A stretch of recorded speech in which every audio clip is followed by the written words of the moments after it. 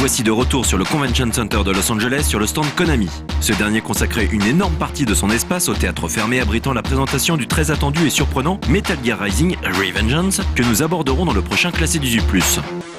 Les amateurs de football, pas vraiment nombreux aux US, pouvaient également tester le prochain PES 2013.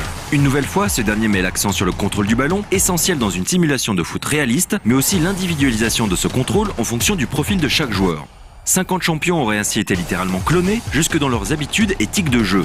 Konami répond ainsi au First Touch Control de FIFA 13 par son toucher dynamique, permettant à chacun de réceptionner la balle à sa manière. PES 2013 est prévu pour cet automne. Les deux prochains HD Collection de Konami étaient également jouables sur le stand, Zone of the Enders HD Collection et Metal Gear Solid HD Collection qui lui était jouable sur PS Vita. Ce dernier étant 18+, on va s'intéresser quelques minutes à Zoé, toujours aussi beau et encore plus dans ses versions remasterisées des deux titres créés par Kojima sur la PS2. Pour l'E3, l'éditeur japonais a diffusé la toute nouvelle cinématique d'intro de cette compile HD, débarquant bientôt sur Xbox 360 et PS3. Dans la catégorie « On fait les fonds de catalogue mais avec un minimum de classe », on trouve aussi l'excellent Little King Story du studio Marvelous qui fera une nouvelle apparition cet été sur PS Vita. Téléchargeable, le Pikmin-like, matinée de RPG du studio japonais, est renommé pour l'occasion New Little King Story. Le jeu ne sera pas un simple portage tactile du titre sorti en 2009 sur Wii, mais une pseudo-suite développée par un nouveau studio. L'histoire du jeu est en effet différente, tout comme le gameplay qui utilisera les capacités de la PS Vita, comme le pavé tactile arrière, mais aussi l'hyperconnectivité de la portable Sony.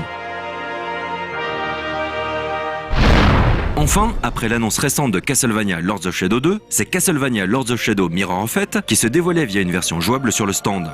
Le titre 3DS se situe 25 ans après l'histoire de Lords of Shadow 1 et met en scène Trevor Belmont qui devra se confronter à un lourd, mais alors très lourd héritage familial. Plusieurs autres personnages pourront néanmoins être incarnés, comme Simon Belmont et le super culte Alucard. Très différent des précédents Castlevania sortis sur console portable, Mirror of Fate se présente comme un jeu d'action-exploration en 2,5D.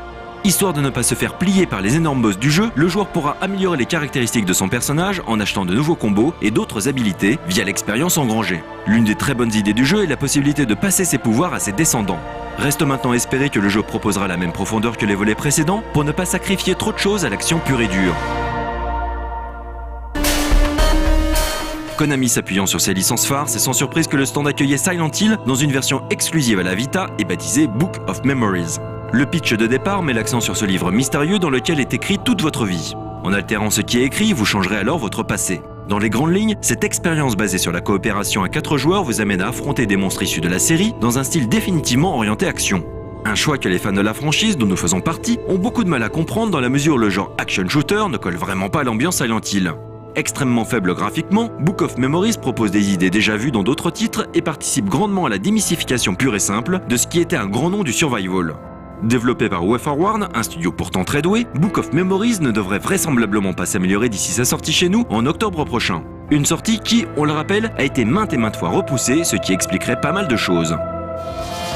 Désolé pour le peu d'images live du stand, le staff faisant la chasse aux caméras pour interdire de filmer les écrans ou quoi que ce soit. Konami US, visiblement, n'a pas tout compris au concept de communication sur un salon international. On se retrouve donc la prochaine fois sur le stand Ubisoft, nettement plus accueillant.